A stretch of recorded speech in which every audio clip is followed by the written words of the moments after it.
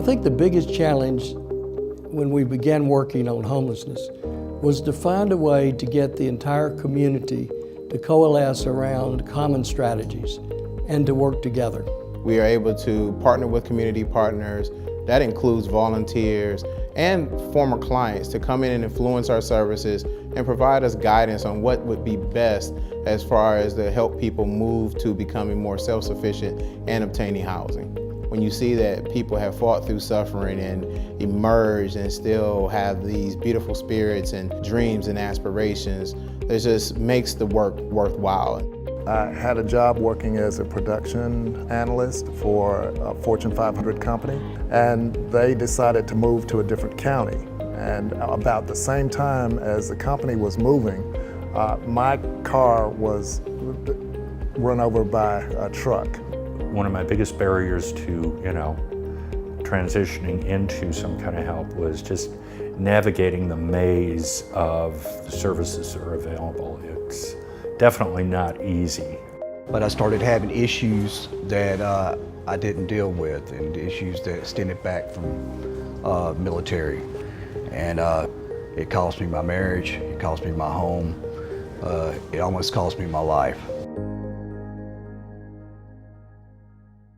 To make somebody able to support themselves, we have to learn how to help them be employed, be housed, be fed, and have the ability to get from the place where they're housed to the place where they earn their money.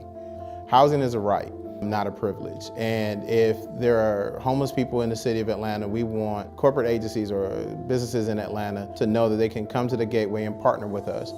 One thing, you try to keep people from finding out you're actually homeless, because people have so many misconceptions about what it means being homeless. For example, I have a bachelor's degree in piano pedagogy. I've had a job as a regional sales consultant. I've had some good jobs. Just through a domino effect, I kind of lost my safety net and ended up here. Because what you see on the news, what you see on TV, that a homeless person is a person who doesn't want to work, a person who's just lazy, who wants to sit around and drink all day, or smoke crack, or that, and that's not the case. Back 3 years ago, I was living in a $250,000 home, driving a nice car, beautiful wife, beautiful kids, dogs in the backyard, kids had a playground, living in an HOA community. But here I am. It can happen to anybody.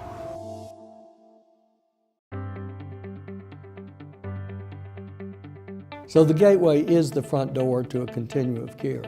And it takes the work of all of the players in the continuum of care to achieve the progress we've achieved. But we have achieved substantial progress. We've reduced the number of people unsheltered on our streets that we count each year by over 2/3 in the last 6 years.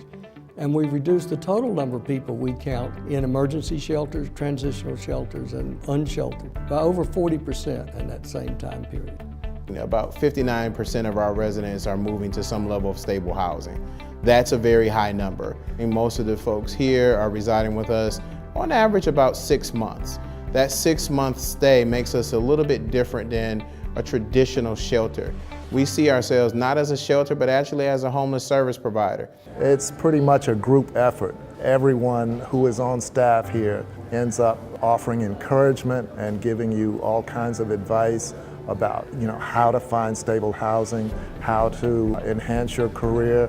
There's so many different talents here. A lot of these guys, they can't go back to their homes because that's where the problem was. They need a place, a safe place, because if they go back home, it jeopardizes their sobriety or their treatment, or it might put them in danger or those that are around them. My original path when I got here was just to get a job, get the paycheck in, and get out. I don't know whether it was God or what else had other ideas for me. Working with clients here had a whole different set of rewards that were much better, and that wound up setting me up for what I'm doing now post-Gateway.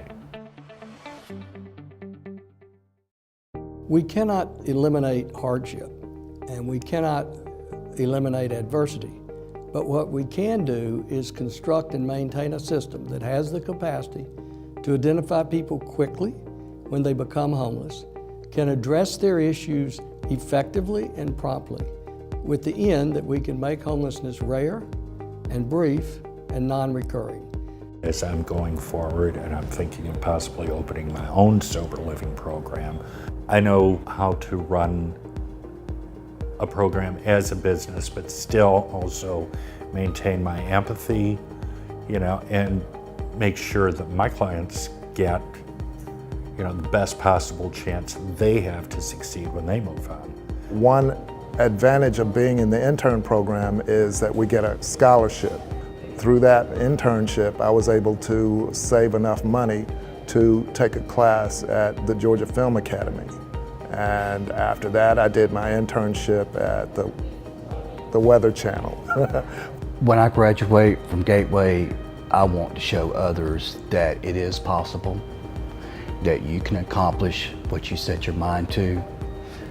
And personally for me, just to be able to hold my children and show my family that, hey, I did it, I made it. Hoorah.